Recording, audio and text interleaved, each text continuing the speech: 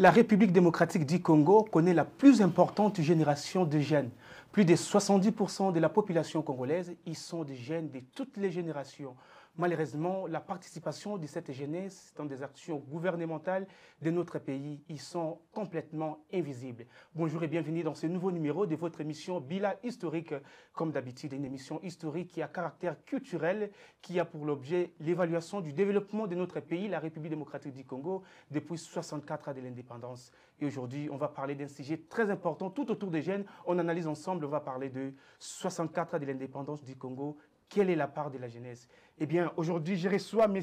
Emmanuel Mundende. Il est analyste politique, il est également homme politique du Congo, il est expert en masculinité positive, il est communicateur de l'ASBEL, les amis d'Agapao. Avec lui, on va analyser ensemble. De l'autre côté, je suis avec M. Seti Makosso. Il est également analyste politique.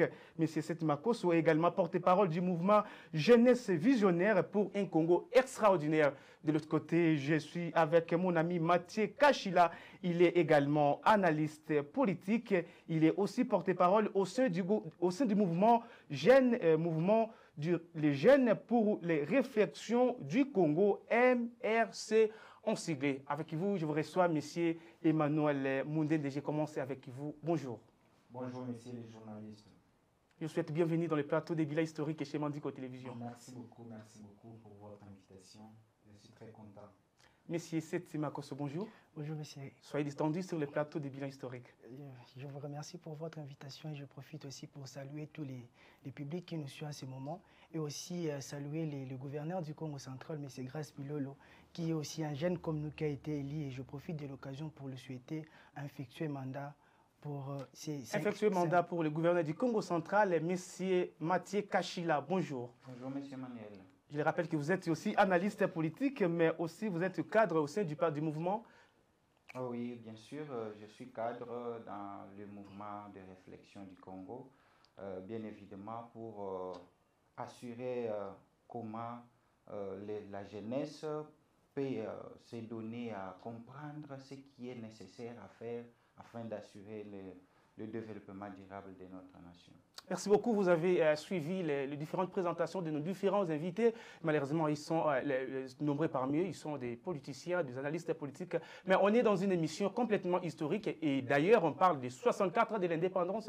Quelle est la part de la jeunesse? Eh bien, la participation de la jeunesse pour l'objectif et le développement durable d'un pays, il est primordial. Parce qu'on ne peut pas parler d'un avenir sans la jeunesse. Alors, avec eux, on va discuter de ces sujets très importants. Messieurs, je commence avec vous. Oui. La République démocratique du Congo, il y a de cela 64 ans que nous sommes un pays indépendant. C'est-à-dire que nous ne sommes pas sous la colonisation, nous sommes en train de nous gérer nous-mêmes. Alors, dira 64 ans, M. Seti Makosso, quelle est la part de la jeunesse que vous avez remarquée après 5 républiques? Merci de m'accorder la parole. Je voulais juste apporter une rectification. Merci. Je suis le président du mouvement Jeunesse Visionnaire pour un Congo extraordinaire et le porte-parole de la fondation Gérer un cœur de compassion. C'est un peu ce que je voulais apporter comme modification ou rectification. Voilà, il y a de cela 64 ans que nous sommes un pays indépendant. Mais vous savez, on ne peut pas parler de la jeunesse sans pourtant parler de l'éducation. D'abord, il faut commencer par là, savoir 64 ans après, qu'est-ce que les jeunes Congolais est devenu en matière éducative. Aujourd'hui, nous le voyons, nous allons les constater dans nos universités. Nos universités ne sont même pas classées parmi les meilleures universités en Afrique ou dans le monde. Ça, c'est encore pire. Vous voyez? Donc, en matière d'éducation, déjà, nous sommes très faillibles. Nous sommes vraiment fauchés. Et c'est ce qui cause aussi un problème. Vous voyez, on considère une jeunesse consciente, on considère une jeunesse éduquée, on considère une jeunesse qui a de l'avenir. Nous sommes en train de parler du bilan, oui, mais nous sommes en train aussi de voir le futur. Vous voyez, alors, en voyant le futur se prépare, disons, dans le présent. Exactement. Le futur se prépare dans le présent. Et qu'est-ce qu'aujourd'hui les jeunes ont comme présent? Qu'est-ce qu'aujourd'hui les jeunes Congolais ont comme éducation? Qu'est-ce qu'aujourd'hui la jeunesse congolaise en général a comme éducation? Nous avons un ministère de la jeunesse qui est chargé pour pour inculquer la nouvelle citoyenneté aux jeunes, pour inculquer des valeurs aux jeunes, pour inculquer des valeurs citoyennes, voilà, c'est ce que je voulais dire. Mais quel est cet apport, quel est l'apport de ces ministères depuis que cela a été créé? Donc vous verrez avec moi que nous étions parmi l'université, l'UNIKIN en l'occurrence, était considérée parmi les universités, ou les meilleures universités en Afrique et à travers le monde. Il y avait même des étrangers qui quittaient leur pays, les Camerounais, les Tchadiens qui quittaient leur pays pour venir étudier à l'UNIKIN. Mais aujourd'hui, nos universités ne sont même pas... D'ailleurs, nous remercions les chefs de l'État pour ces beaux bâtiments qu'il nous a construits à l'UPEN. Ça prouve aussi ces soucis-là d'éduquer les jeunes. Oui, mais quand on parle de l'éducation, mais c'est Makos, on ne voit pas seulement les bâtiments, c'est les contenus, en fait. Quelle éducation dispensée à l'intérieur de ces beaux bâtiments? Oui, mais les bâtiments... Si vous citez des beaux bâtiments d'université, il y en a beaucoup au Congo, même et à travers l'Afrique. Oui, je ne vous contredis pas, je suis tout à fait d'accord avec vous, mais on dit, du moins qui tu fréquentes, je te dirai qui tu es. Je ne vais pas limiter la connaissance ou les enseignements par des bâtiments, non. Mais déjà, l'endroit que tu fréquentes, quand c'est beau de l'extérieur, ça donne envie. Vous voyez? Donc, je suis sûr qu'ensemble avec les ministres les ministres de l'éducation en général, c'est lui qui est au niveau secondaire, et primaire, et puis au niveau universitaire, ils feront l'effort, en tout cas, de travailler de manière à ce que nous ayons des enseignements qui sont dignes. Nous ayons des enseignements qui sont dignes parce qu'aujourd'hui, mais on donne toujours la chance comme ça, parce qu'aujourd'hui, il y a d'ici là 64 ans, la population récente avait toujours donné la chance au gouvernement passé, qu'on donne la chance à tel ministre. On sait bien que peut-être il va arranger, Et aujourd'hui, il y a d'ici là 5 républiques que les systèmes éducatifs, évidemment, ce qu'on est en train de parler, restent les mêmes. Mais les systèmes éducatifs vont rester les mêmes parce qu'on change les gens, on ne change pas les contenus. C'est aussi le problème. On change les gens, on ne change pas les contenus. Les contenus, c'est quoi? Qu'est-ce qu'on nous enseigne? C'est ça aussi le problème. Vous savez, nous sommes un pays agressé par le Rwanda, mais est-ce que nous, les jeunes, est-ce que nos enfants qui sont à l'école primaire ou à l'école secondaire, est-ce qu'ils savent que nous sommes agressés par le Rwanda? Est-ce que cela est enseigné dans nos écoles? Est-ce que cela est enseigné dans nos universités? Je ne crois pas. Donc, pour essayer de changer un peu la mentalité ou essayer... Donc, pour parler du développement, vous avez souligné que l'éducation d'abord... Oui, on ne peut pas parler de la jeunesse sans éducation. Une jeunesse qui n'est pas éduquée, c'est une jeunesse perdue. Donc, il faut commencer par l'éducation. Et lorsqu'on parle de l'éducation, qu'est-ce que nous voyons? Qu'est-ce qu'on nous enseigne? Qu'est-ce qu'on nous enseigne dans nos écoles? On est là, vous savez, mon professeur d'histoire m'a tellement bien expliqué la Révolution française que je les maîtrise tellement. Mais est-ce que je connais l'histoire de mon pays? J'ai eu la chance d'étudier l'histoire de mon pays lorsque je suis arrivé à l'université.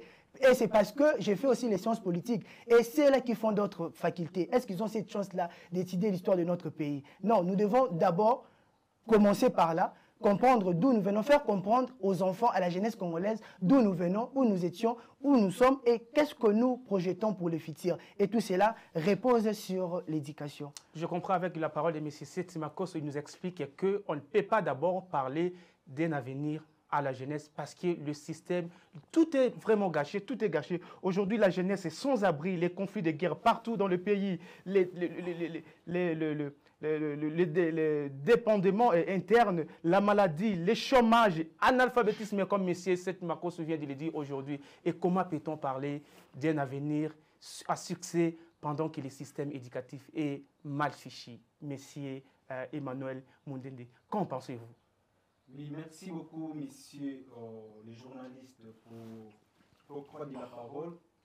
Je suis très heureux et je vous remercie d'abord par rapport à cette question. C'est une très belle question, mais aussi l'analyse que nous allons faire ensemble avec les cultivateurs avec qui nous partageons le plateau. Mais aussi, je profite, je ne peux pas passer comme ça sans face à lui, tous ceux qui nous suivent à ces moments.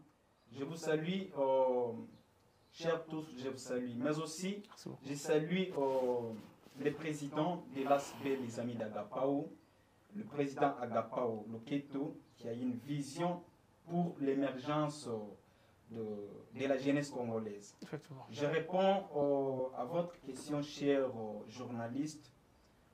Je pense que pour parler de la jeunesse, il faut aussi voir son encadrement. L'ami a parlé de l'éducation, c'est très capital. C'est-à-dire qu'on évalue d'abord, on dira, ces 64 années passées que nous étions indépendants, qu'est-ce que nous avons déjà bénéficié étant que jeunes?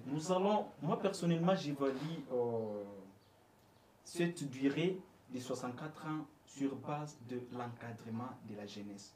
Comment est-ce que la jeunesse congolaise est encadrée? Il ne faut pas oublier, comme on l'a dit, éduquer une femme, c'est éduquer toute nation, mais aussi encadrer une jeunesse, c'est assurer l'avenir d'une nation. Parce qu'il ne faut pas oublier que c'est la jeunesse, elle qui représente, n'est-ce pas, l'État. Et l'avenir même. Le pourcentage de la jeunesse est très élevé par rapport à d'autres catégories. Oui, aujourd'hui, on parle à plus de 70% de la population congolaise, c'est la jeune. C'est déjà trop. Alors, il faut savoir qu'est-ce que fait cette jeunesse. Je reviens, j'ai fait un petit pas en arrière pour voir. En 1960, la RDC accède à l'indépendance. Si vous posez la question de savoir qui ont conduit la RDC à l'indépendance, ce sont les jeunes. Ce sont les jeunes, effectivement. Ils étaient jeunes. Lumumba, Kassavou, d'autres, même Étienne qui était trop petit, il était encore jeune. Ça, il faut le souligner. Oui. Ces gens-là ont montré de leur volonté. Ils ont donné ce qu'ils allaient donner à la nation. Bravo pour eux. Et aujourd'hui, tout le monde célèbre l'indépendance et relâché de Lumumba. Il était jeune. Il y a certaines personnes qui ont osé, il y a certaines personnes qui ont levé le ton pour réclamer, pour dire que non, trop c'est trop. Et moi, je félicite cette génération de l'époque. Ce n'est pas pareil à notre génération aujourd'hui qui se laisse à l'ambiance, aux antivaleurs. Je m'étonne voir un jeune qui va soutenir les antivaleurs. Mais parce que ces jeunes, il est piétiné, ces valeurs ne sont plus mises en place. Il n'est pas encadré, effectivement. Si les jeunes étaient encadrés, il ne peut pas soutenir des antivaleurs. Lorsque nous parlons de l'encadrement, je fais allusion également à l'éducation, comme l'a dit notre ami. C'est quoi l'éducation de la jeunesse congolaise? Pour l'instant, comment la jeunesse congolaise est éduquée? Je prends l'exemple de ces secteurs-là de l'enseignement, que ce soit au niveau secondaire, humanitaire, voire même à l'université. Vous imaginez, dans un pays, on nomme un ministre pour assurer l'éducation au niveau national. Le ministre se permet pour détourner l'argent de l'État qui est censé contribuer au développement de cet État, mais aussi accompagner la jeunesse. Puisque lorsqu'on a des bonnes infrastructures, lorsque l'enseignant est bien payé, cela fait partie, n'est-ce pas, du développement d'un État. Mais au cas où cet argent est détourné par un individu, et ce n'est pas dire de quelques montants, ce sont des gros montants qui sont détournés, des millions même qui sont détournés. Voilà, ces gens-là, ils savent bien que non, du fait que leurs enfants, la majorité de nos autorités, les enfants n'étudient même pas ici. Vous êtes journaliste, il faut passer peut-être poser cette question. Leurs enfants sont envoyés en Europe, à l'Occident, pour assurer une bonne... Les enfants de nos autorités n'étudient pas au sein du pays. Ils étudient à l'extérieur. C'est nous qui subissons. Et ils savent bien qu'après avoir détourné, d'ailleurs, je vais détourner, mon enfant n'étudie pas. Vous dites qu'ils étudient à l'extérieur? À l'extérieur du pays, je précise bien. Si vous avez un exemple d'un enfant d'une des autorités de ce pays qui étudie ici à l'université, citez-les-moi, puisque moi je suis à l'université. Alors, tout ça, ça nous révolte. Lorsque nous regardons comment Lumumba, le pays de Lumumba qui a sacrifié sa vie pour sauver ces pays, aujourd'hui un pays qui est pris en otage par certains individus, peut-être d'une famille politique ou d'une famille biologique qui assume la responsabilité, qui pense que la RDC c'est un bien privé auquel il faut agir lorsque l'on veut ou détruire comme on veut. Mais non, je pense qu'il faut apporter un appui solidaire à la jeunesse. La jeunesse n'est pas à négliger. C'est nous l'avenir de ces pays. Si nous ne sommes pas bien encadrés, s'il n'y a pas une bonne éducation, nous allons faire, ce que je peux dire, les choses seront peut-être mal boycottées avec les temps. Donc il faut bien assurer l'avenir de cette jeunesse, sur les plans culturels, sur tous les plans. Puisque si aujourd'hui on parle du sport, nous n'allons pas voir ces vieux-là de 64 ans aller jouer. C'est la jeunesse. Mais pourquoi négliger cette jeunesse? Pourquoi négliger cette jeunesse? C'est la parole de M. Emmanuel Moundende. Vous comprenez que tout tourne toujours tout autour de l'éducation. Et moi, je me demande toujours l'éducation, car s'il faut la définir, l'éducation, c'est une action exercée par l'individu qui entraîne un changement de comportement acceptable par la société. C'est pour ça qu'on ne peut pas parler d'un avenir sans l'éducation. Monsieur Mathieu Kachila, qu'est-ce que vous en pensez? Est-ce que la jeunesse aujourd'hui, 64 ans de l'indépendance, qu'est-ce que vous avez déjà hérité étant un État indépendant pendant 64 ans de l'indépendance? Oui, monsieur Michel, merci pour la parole m'accorder. Si nous parlons des bilans historiques par rapport à la jeunesse, il faut faire aussi un pas en arrière pour comprendre qu'avant 1960, effectivement, si nous soulevons le cas de l'éducation a été biaisée quand? Ce n'est pas en 2025 ou bien en 2024 ou en 1960 que l'éducation a été biaisée. Vous savez, la colonisation que nous avons héritée, ou les gens qui ont colonisé la RDC, ont posé un problème sur l'éducation des Congolais. Si Lumumba est allé jusqu'à ce que à révolter les jeunes pour réclamer pour arracher l'indépendance, oui, ce n'était pas quelque chose qu'il a étudié à l'école. La RDC a eu l'indépendance par rapport aux exemples des États voisins. Quand d'autres États ont eu leur indépendance, c'est par là que les Congolais ont compris, oh, mais comment nous sommes toujours colonisés et on reste toujours sous les... Et si vous voyez la Belgique même avait interdit que les jeunes Congolais ne puissent pas étudier. Depuis 1956, ces années-là, l'éducation était limitée. Donc l'éducation pour les enfants noirs était vraiment compliquée. Limitée. Donc si vous voyez aujourd'hui, les gens font, la jeunesse fait de leur mieux pour étudier, mais les moyens justement posent problème. Nos parents font l'effort de nous faire enseigner. Et si vous étudiez, quelles que soient les conditions, arrivé à un moment, vous trouvez que trouver un emploi, c'est difficile et les opportunités d'emploi ne s'entendent même pas. Donc, si nous pouvons faire un bilan, on trouve que la jeunesse est sacrifiée et se sacrifie aussi elle-même. Oh là là. Pourquoi? Nous sommes dans un problème, comme la famille. Vous savez que dans notre famille, il n'y a pas les moyens nécessaires pour manger. Vous, comme jeune, vous vous prenez en charge et vous savez que vous êtes seul pour votre ventre et il faut que vous mangez pour que vous puissiez voir demain. Qu'est-ce que vous allez faire? Vous n'allez pas rester voir, regarder les parents, comment ils font, comment ils vont faire pour trouver la nourriture.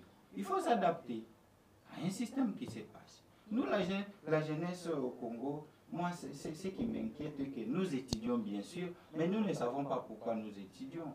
Nous sommes en train de passer des années.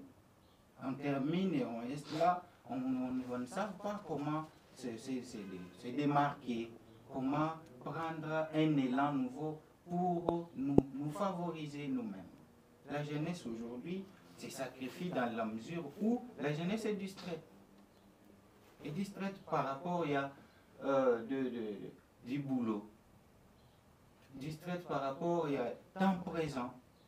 Il se donne à la musique. Ce n'est pas mauvais la musique, il faut chanter, il faut tout. Et on étudie comment... Ah oui, mais M. Emmanuel Moundende l'a soulevé ici, parce que là, cette jeunesse est mal encadrée. C'est pour ça qu'il se donne aux antivaleurs. Oui, ce ne sont pas des antivaleurs. On étudie comment faire la musique. Nous, comme aujourd'hui, on soulève les cas de l'agression. Oui, on est agressé. Pourquoi et comment? Et comment y remédier? Nous demeurons là avec une chanson de l'agression, la guerre qu'il nous a fait et qui connaît même l'histoire de la guerre de Rwanda. Et nous connaissons la guerre de Napoléon. Nous connaissons l'histoire de Napoléon. Et nos histoires ici qu'on nous enseigne, c'est pour les Blancs. Qui connaît l'histoire réelle de la RDC? Comment la RDC a commencé? Où allons-nous? Qu'est-ce que nous pouvons faire? Pourquoi on nous a laissé à un niveau et comment ajouter un autre niveau? On est limité. Pourquoi? Parce que nous ne voulons pas nous adapter au système. Nous voulons qu'on vienne nous donner. La jeunesse congolaise, nous voulons les cadeaux. Et ce n'est pas comme ça. Il nous faut nous adapter. Les vieux refusent de nous donner les bâtons de commandement, des opportunités. Maintenant, c'est à nous de comprendre pourquoi ils les refusent, parce que je ne suis pas de son côté. Oui, je m'adapte à son système et je vais avoir l'opportunité. Expliquez comment ça s'adapter à son système. Parce que lorsque les gouvernements, les gestionnaires ne donnent pas les opportunités à cette jeunesse, parce que des fois, je pense que vous avez étudié, il y a beaucoup de jeunes qui ont étudié, qui ont des projets, mais je crois que des fois, il faut que l'État fasse de son mieux pour booster cette jeunesse en donnant des finances pour promouvoir leurs projets. Je ne sais pas comment s'adapter lorsque l'État ne vous aide pas peut-être. S'adapter, c'est d'abord comprendre l'idée de celui qu'il faut s'adapter et à quoi il faut s'adapter. On ne s'adapte pas à quelque chose qu'on ne comprend pas. Effectivement. Donc vous voulez un projet qui vous nécessite un financement. Vous n'allez pas rester à la télé pour dire que j'ai besoin de financement. Vous n'allez pas rester à l'église. Donc il faut s'approcher à celui que vous connaissez qu'il a le financement pour votre projet. Merci beaucoup, monsieur Mathieu Kachila, pour vos propos. Donc, on comprend que pour parler de l'avenir de la jeunesse, il faut d'abord regarder certains domaines qui regardent directement la jeunesse, qui va faire en sorte que cette jeunesse soit forte, préparée, recadrée pour l'avenir. Notamment, les amis ont soulevé l'éducation, c'est-à-dire qu'on ne peut pas parler de l'avenir sans jeunesse et on ne peut pas parler de la jeunesse qui regarde l'avenir sans éducation. L'éducation, elle est très importante pour la jeunesse. Je reprends à une autre question, monsieur Seti, je reviens à vous. S'il faut peut-être évaluer dans le sens de la participation de la jeunesse dans des gestions gouvernementales, durant 64 ans de l'indépendance, est-ce que cette participation de la jeunesse il est visible dans des gestions gouvernementales ou comment? Parce qu'on venait de dire ici que 70% de la population de notre pays, ce sont les jeunes. Est-ce que la forte partie est présente dans des gestions gouvernementales aujourd'hui? Écoutez, il faut être pragmatique avec ces sujets. Vous savez, c'est un sujet très sensible, très sensible. Vous voyez, je vais prendre des exemples clairs pour faire comprendre à tout le monde où nous en sommes avec la participation des jeunes dans les institutions ou dans la gestion du pays en général. Vous savez, je venais d'évoquer tout à l'heure le gouverneur du Congo central qui a été élu. C'est parce que c'est un jeune comme moi, c'est un jeune comme nous. Ce sont des choses que nous voulons, ce sont des choses à féliciter. Et nous voulons qu'il prouve à suffisance que les jeunes aussi ont la capacité de gérer. Prenons l'exemple de notre Assemblée nationale. Il y a combien de députés en Assemblée nationale? Nous parlons de 500 députés. Il y a combien de jeunes à l'Assemblée nationale? Vous voyez la question? Il y en a combien? Mais je ne pense même pas qu'il y a plus de 20% de jeunes à l'Assemblée nationale. Prenons notre gouvernement. Le gouvernement, je crois le gouvernement Sama, oui. Sama 1 ou 2. Quand le gouvernement Sama 1 ou 2 est sorti, les gens ont crié que non, il y a 6% des jeunes dans ces gouvernements.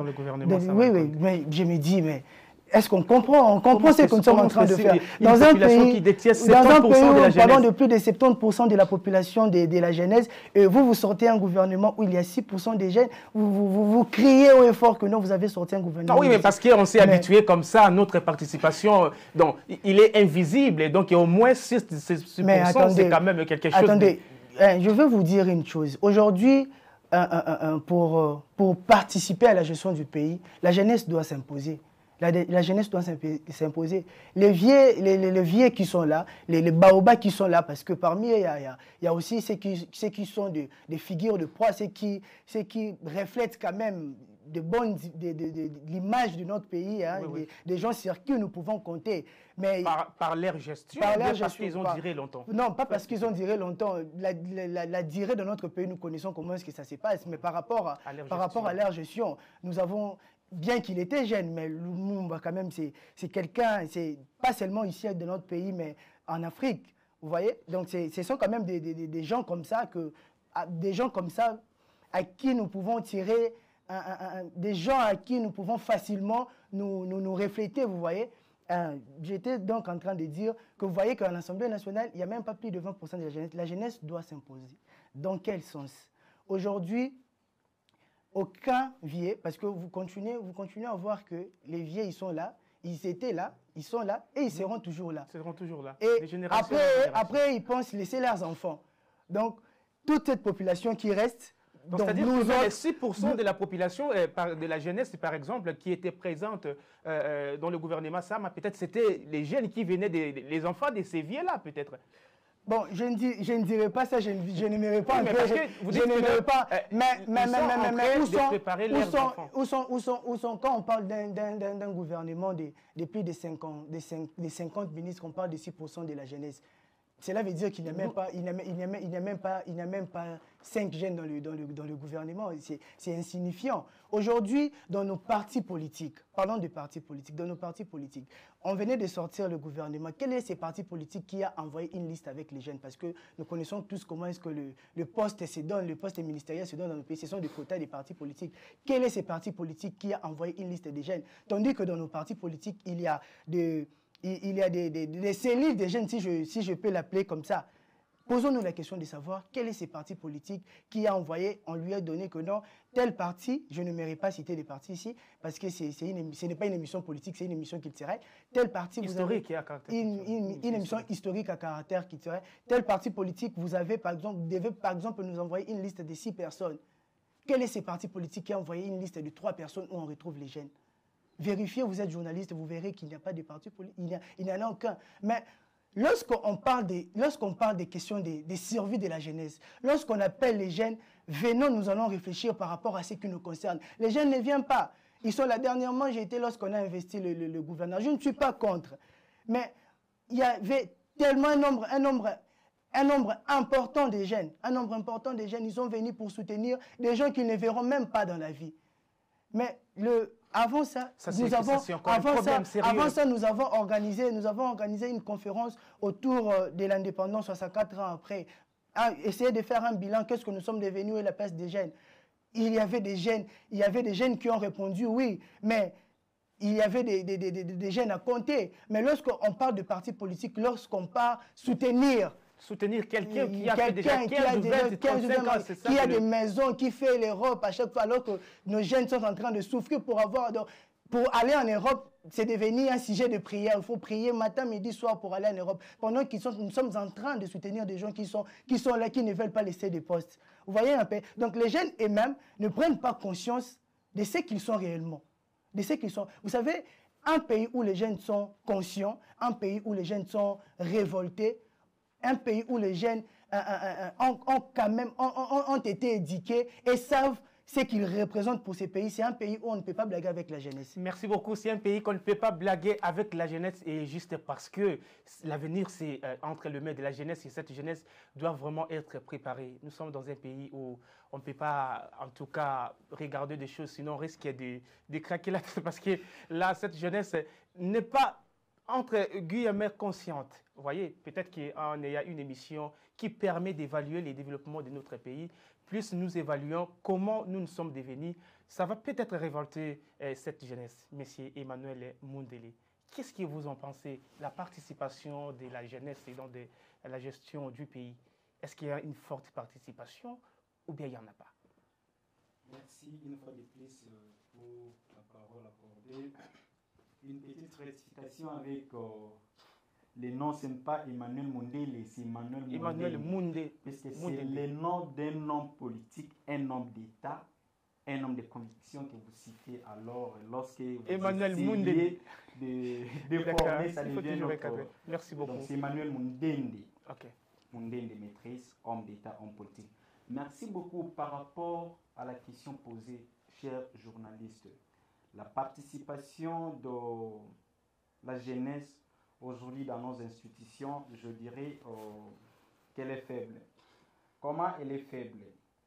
Les institutions, dans un pays comme le nôtre, nous avons déjà quatre institutions. Nous avons l'institution président de la République, nous avons l'institution, les cours et tribunaux, nous avons le gouvernement, ainsi que le Parlement qui est composé là-dessus des 2 chambres. Mais lorsque vous parlez de la participation de la jeunesse, il faut au moins regarder dans toutes ces institutions si nous parcourons déjà au niveau de l'institution président de la République, celui qui assume ou celui qui représente notre État sur la scène internationale, que ce soit ici au niveau de la scène nationale, ce n'est pas un jeune, c'est déjà un vieux. Félix aujourd'hui a plus de 60 ans, ce n'est pas un jeune, c'est un vieux. Si vous allez à la représentation de l'institution Parlement, le messie qui est là, le docteur Vital Kamerhe, n'est pas un jeune. Si vous allez aujourd'hui à l'institution gouvernement, la dame, Madame Judith Soumina, elle ne fait pas partie de la jeunesse. Elle est déjà au niveau de vieux, tu vois. Donc, la jeunesse n'est pas représentée. Non, mais on a Constant Moutamba qui est jeune, on a Grace Vilolo, on a Noëlla qui gagne le ministère. Je vais arriver là-bas. Nous sommes au niveau de ceux qui chapeautent les institutions. Normalement, dans un pays qui veut un développement, puisque la jeunesse fait partie des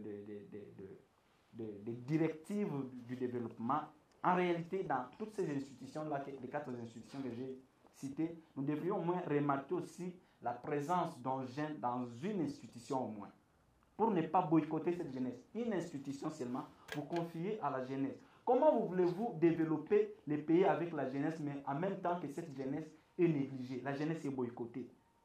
Mais lorsque vous vous posez dans un pays sérieux, on dit non, pour accéder à un poste peut-être ministériel, pour avoir du boulot, il faut avoir l'expérience. Cette expérience-là, on la demande auprès des jeunes. Un jeune qui vient de terminer l'université, à peine terminé l'université, il a plus ou moins 25 ans. Il n'a pas de boulot, il n'a travaillé nulle part. Vous l'imposez d'avoir l'expérience. Mais l'expérience vient en travaillant. Si on travaille pas, on n'a voilà, pas d'expérience. L'expérience vient en travaillant. Mais ces jeunes qui n'ont pas travaillé durant sa vie, il a fait que l'étude.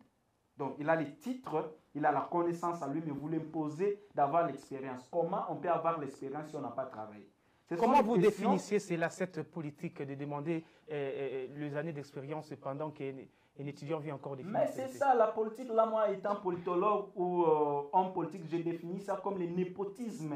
Lorsqu'on veut rester avec sa famille, avec ses collaborateurs sur la chaise, on ne peut plus tenir compte, n'est-ce pas, des valeurs qui représentent d'autres personnes ou la jeunesse. C'est ça le népotisme. C'est ce qui se passe en République démocratique du Congo. Parce que je suis ministre, aujourd'hui maintenant ministre, je regarde qui nommé directeur du cabinet, je prends mon neveu, qui nommé protocole, je prends ma nièce. C'est comme ça que ça se passe avec les Congos. Mais on oublie cette notion-là du pouvoir os.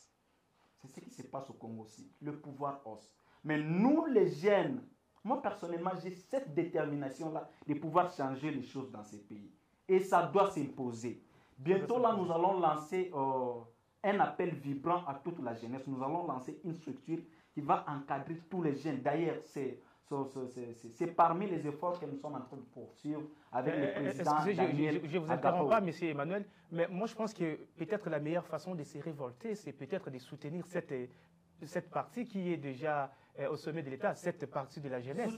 Constant Moutamba, Noëlla qui est le ministère de la Jeunesse, on a encore Grace Vilolo. Peut-être qu'il faut soutenir déjà cette partie qui est déjà partie, qui est déjà au-dessus. On en a marre avec ces parties-là. C'est que vous prétendez dire. Soutenir, on soutient quelqu'un si il présente. Parce que cette miette partie de la jeunesse qui est partie, c'est comme une partie de nous qu'on doit peut-être soutenir. Non, mais on ne peut pas recopier les bêtises. Jamais. C'est-à-dire quoi? Pourquoi pas innover?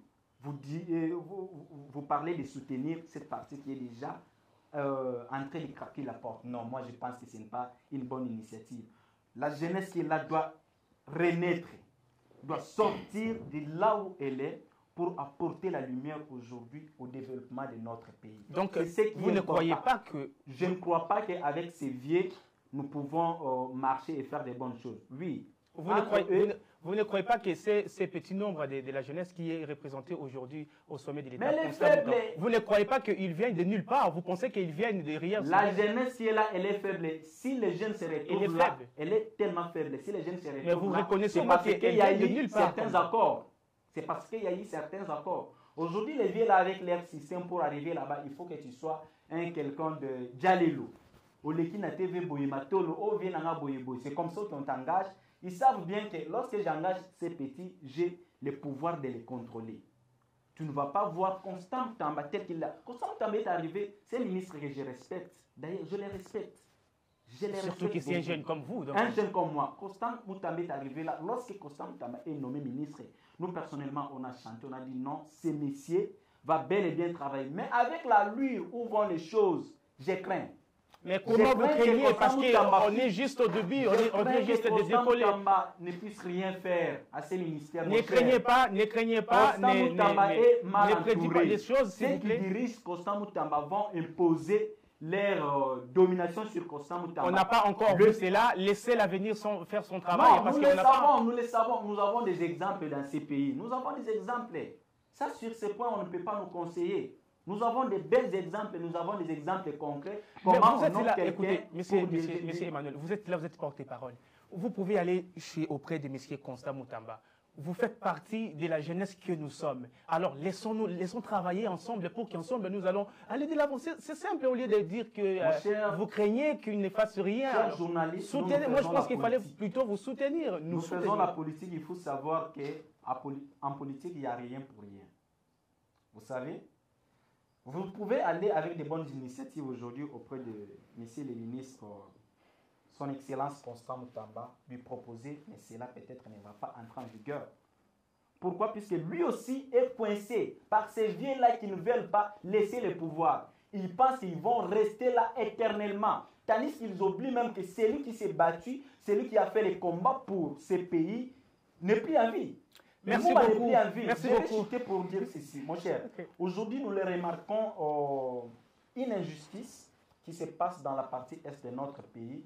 Nos mères, nos sœurs, nos frères sont violés, sont massacrés, sont tués jour et nuit. Mais cela peut-être, il y a une observation de notre gouvernement qui essaye de faire mais qui ne le fait pas. Vous voyez, le constat infirmé, ce qui est normal, c'est de faire appliquer la loi, s'imposer. C'est comme ça que ça marche sur la scène internationale. Il faut savoir s'imposer. Mais les regrets que nous, la jeunesse, nous sommes en train d'analyser, c'est que nos dirigeants utilisent le pouvoir os. Donc, vous êtes sur la chaise quand vous êtes là, mais vous ne dirigez pas. Il y a quelque part que les injonctions arrivent. La dictature de l'Occident continue jusqu'à aujourd'hui. Tandis que nous avons réclamé l'indépendance pour essayer de corriger certaines erreurs.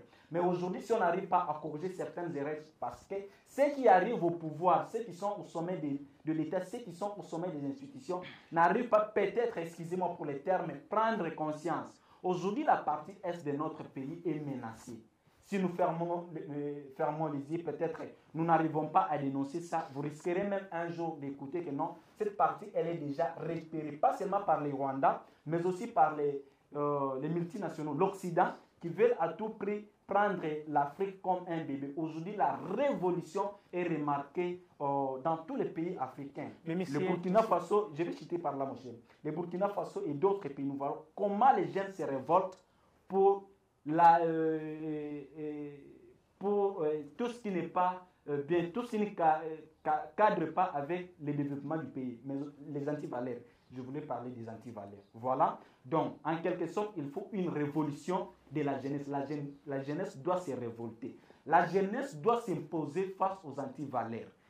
Lorsque vous regardez ce qui se passe à l'est de la RDC, la femme est maltraitée. Moi, je vous ai dit au départ que je suis expert en masculinité positive. Excusez-moi, je ne peux pas passer sans toutefois lancer cet appel à tous les peuples congolais. La question sécuritaire, la femme qui est maltraitée, la jeune fille qui est violée à tout moment, ça doit tous nous préoccuper. On ne peut pas se préoccuper seulement de la musique, de l'alcool et tout et autres, mais aussi cette question de la masculinité positive. Je salue, n'est-ce pas, les efforts qui sont fournis par la dame Safi Kandolo, la coordonnatrice de la masculinité positive qui incarne aujourd'hui la vision du chef de l'État. Voilà, la vision du chef de l'État qui est appelé champion de la masculinité positive. La masculinité positive en République démocratique du Congo, c'est simple. Il suffit seulement de faire une observation. Vous avez dit quelque chose. J'ai juste une question là-dessus. Vous parlez, quand on parle de la jeunesse, M. Emmanuel Mundende, qui est jeune, qui ne l'est pas? Parce que Joseph Kabila, président, il était jeune. Merci beaucoup pour cette question. Je vais vite vous répondre en disant ceci. La jeunesse est bien structurée. Il faut parler de la jeunesse, il faut tenir compte des règles. Ce sont des normes qui alignent qui est jeune, qui ne l'est pas. C'est une très bonne question. Je prends l'exemple de la charte de l'Union africaine. Dans son article, l'article m'échappe, il est bien noté que la jeunesse, celui qui est appelé jeune, c'est celui dont l'âge varie de 18 ans à 35 ans. Ça, il faut bien le préciser. Donc, si je regarde ici, M. Constant Moutamba a 37 ans, le ministre Constant Moutamba a 37 ans. Je ne dis pas qu'il a 37 ans, mais je dis si il a 37 ans, donc il n'est pas jeune. Je reviens, je donne la parole à M. Mathieu Kachila. Je donne la parole. Vous comprenez que la jeunesse, c'est révolte. La jeunesse ne voit pas sa participation, ne voit pas son développement depuis 64 ans de l'indépendance. M. Kachila, je reviens, mais juste avant de vous donner la parole, on regarde juste cette parole qui vient des jeunes comme vous, comme moi, et on revient juste après. L'avenir. Gouverner, c'est prévoir, dit-on. Il faut savoir qu'à ces jours, la question de la bonne gouvernance demeure une préoccupation majeure en République démocratique du Congo en dépit des efforts déployés par le gouvernement avec l'aide de ses partenaires. Personnellement, je crois fermement à une jeunesse compétente qui assurera sans doute la relève du pays sans se perdre et sans les détruire sur la bonne gestion axée sur l'intérêt général de la population. D'où Kate Hans dit les compétences, les connaissances et les capacités d'innovation que chaque individu accumule sont les meilleurs atouts des économies émergentes. C'est pourquoi les compétences des individus doivent être au cœur du processus de la relève et de la bonne gouvernance du Congo qui se veut intègre dans les années à venir. Ensemble, c'est au travers la conjugaison de tous nos efforts que nous allons avancer. Merci. Alors, vous venez de suivre ce jeune qui vient de l'autre côté de Lualaba. Il s'appelle M. Dio Kapenda. Il est aussi des jeunes qui travaillent pour la révolution des jeunes et pour le développement des jeunes. Voilà. Et qu'en pensez-vous de cette parole qu'il vient de dire? Un avenir sans jeunesse, c'est presque le sujet qu'on est en train de parler. Il a dit que sans la jeunesse, il n'y a pas d'avenir. C'est ce que vous venez justement d'analyser. Souvent, on a toujours dit la jeunesse est l'avenir de demain. Et demain, là, c'est quel jour? Mais c'est ça, c'est la grande question à se poser. Est-ce que c'est demain matin ou bien 10 ans après? Il y a d'autres choses que nous parlons.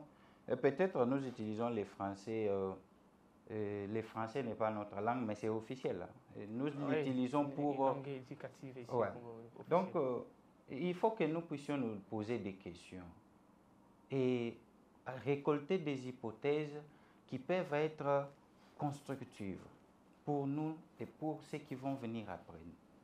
Si nous disons que la jeunesse congolaise représente un taux de pourcentage élevé par rapport aux vieux ou soit aux petits enfants qui ne sont pas encore arrivés à l'âge majeur selon la charte de l'Union africaine. Vous savez, nos vieux, ceux qui dirigent aujourd'hui, ils savent réellement comment manipuler la jeunesse. Nous avons eu le temps d'étudier. J'écris un livre où je suis en train de démontrer comment la jeunesse se laisse faire. Nous sommes inconscients de ce que nous sommes en train de faire. Et je ne peux pas penser que ce que nous faisons ici, ça se fait encore quelque part. Par la jeunesse. Non. Je ne pense pas. La jeunesse s'intéresse. Donc, les dirigeants savent que la jeunesse... Donc, la grande partie de la jeunesse sont toujours derrière les dirigeants. Derrière la musique. Oui, derrière la musique. Derrière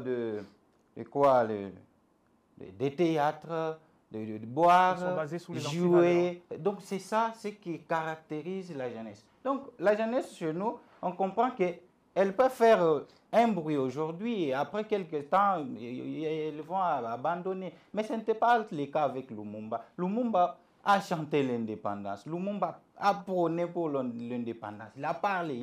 Donc nous sommes aujourd'hui en chantant la jeunesse ne fait rien. Non, la jeunesse a quoi faire, mais elle oublie. Elle n'est pas consciente pour rejoindre mon ami Makoso. Donc vous comprendrez que la jeunesse a un rôle à jouer, mais elle fait semblant. C'est là l'inconscience. L'inconscience, là, si je comprends que, monsieur le journaliste, si je lui demande que non, mon cher, il m'invite sur le plateau et je lui dis que non, je n'ai pas le temps de venir. Hein? Lui va me supplier que je vienne seulement. Qu'est-ce qui va arriver? Ça va me rendre orgueilleux lorsque vous allez m'inviter. C'est ce qui se passe avec nos vieux. Ils ont compris que la jeunesse, donc, elle peut parler aujourd'hui et demain, ils vont le laisser. La jeunesse est facilement manipulable. Oui, pourquoi?